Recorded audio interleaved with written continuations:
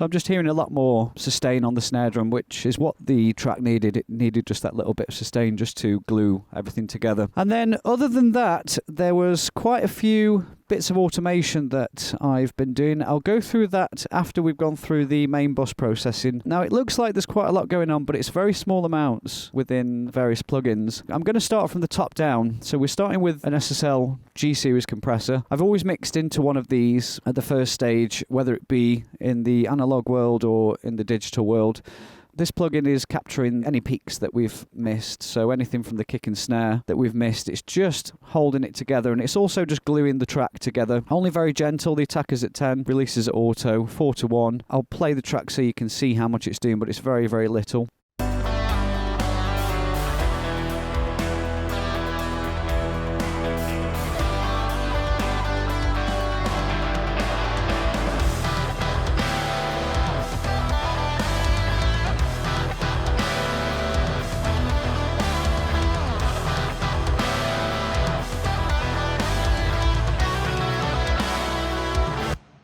Mainly capturing the snare drum hits, and it's doing no more than 3 decibels in reduction. I tend to find that adding a few compressors and a few plugins and doing little bits of them rather than one compressor doing too much seems to work a little bit better. After that, it's going into a Manley Verimute. Now, this is a great compressor. I've always mixed into one of these in the analog world as well. Only doing small amounts, no more than 2 dB in reduction. And this compressor is a lot slower in terms of the release. So this is adding more of a gluey, nice round compression to the overall mix. And with it being a tube limiter, it's adding just a nice little bit of colour to the overall sound of the mix. I'm going to show you on the needle what it's doing.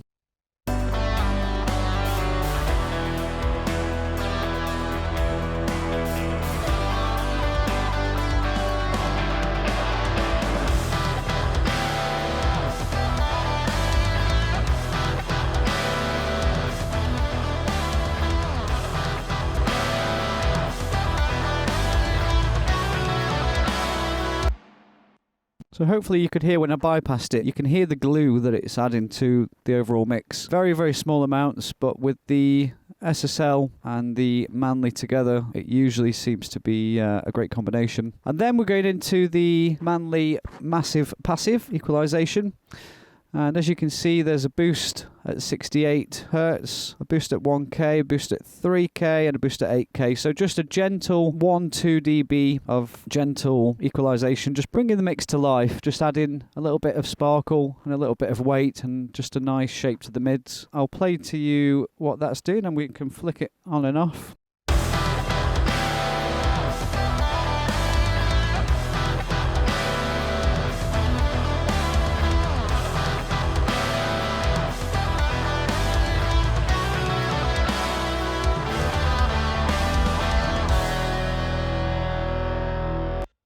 Very, very gentle stuff. There's also a high pass at 22 Hertz, just taking away any unnecessary sub-frequencies that we can hear. I do find that the F Munson curve on the master is a great starting place, but then I've just tweaked it accordingly to the mix. Use your ears. Try not to rely on presets too much because you can end up destroying the mix. We're going into a Pultec EQP1A. Again, very, very gentle amounts of EQ. 1 dB boost at 100 Hertz and a 1 dB boost at 8K. Very broad bandwidth. And this plugin is just a very, very great unit. It adds just a nice bit of top and bottom. Very simple plugin to use. And I do find that a combination of the Manley and the Pultec work very, very nicely together. Then we go into a Studer tape machine. And we're set at 15 IPS, and this is just adding just a little bit of saturation to the overall mix. Gluing things together, usually hit just below the red, and that seems to be the sweet spot on a mix bus. The calibration is set to +6. Just tend to find that just hitting it very nice in the sweet spot just glues the track together. I'm going to see if we can bypass this so you can hear it.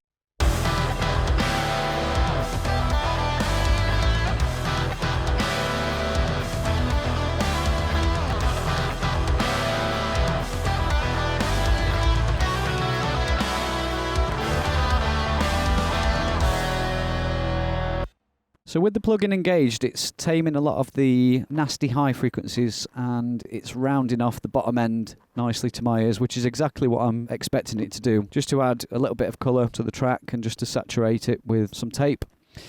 And then we're going into a Neve 1073. Now, the reason for this is just a little bit more saturation. As you can see, there's a little bit of EQ. We're rolling off the high pass at 50 Hz. That's to just tame the sub-frequencies that have been introduced from the tape machine. The tape is adding more sub, essentially. So we just want to control everything below 50 at that point. And then we're just hitting the line at 10 just to add a little bit of the sweet Neve coloration. This is a great plugin. I use it all the time and it just gives things a lot more of a sweeter and fatter sound overall. And I do tend to find that it works really nice on the main bus. Then we're going into an API vision channel strip, which is doing exactly the same as what the Neve is doing, just adding a little bit more saturation to the overall mix. Again, I don't want to do too much on the Neve. I want to do a little bit of the Neve and a little bit of the API. And I tend to find that the bottom end of the Neve is really nice and the mid-range is really nice on the API. And then they're both adding just this nice saturation to the mix. And I always turn the EQ button in. However, there's no EQ. But what I tend to find is this engaged, even though there's no EQ moves, just sorts out a little bit of the low-mid frequencies. And it stops me from over-EQing when it comes to the final stage of the mix.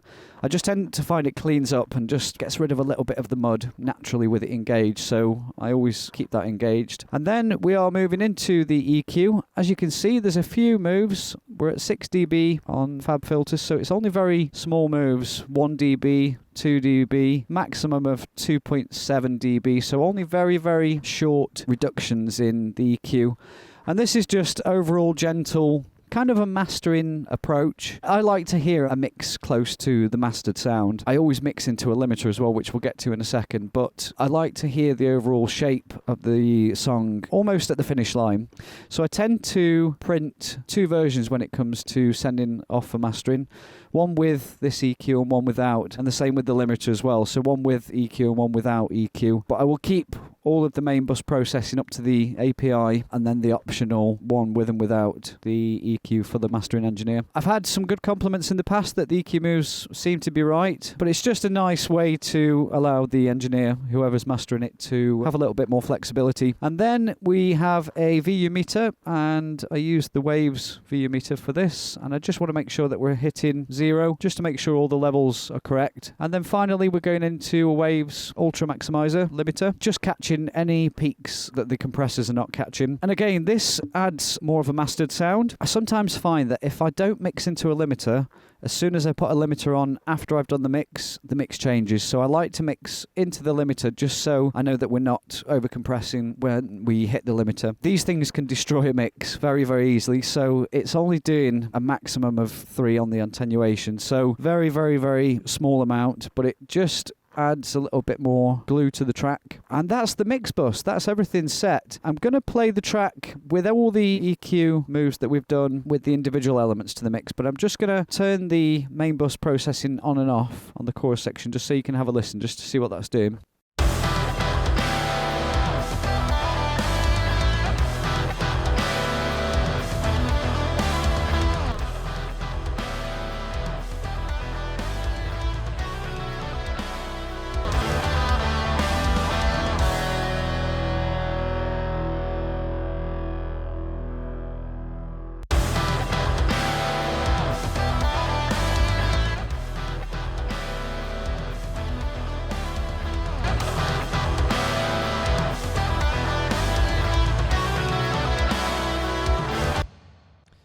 So obviously one of the main things that you're hearing is a level increase. I've tried to match it so there's a similar level, but naturally with boosting frequencies and bringing things out of the shell, it's going to sound a little bit louder. So I always mix into this chain when it comes to mix time. When it comes to the production, obviously we've not engaged anything on the mix bus, but at this point I would most definitely mix everything into this. I would get this set as we had the balance of everything, and the reference mix shows us where that last was at.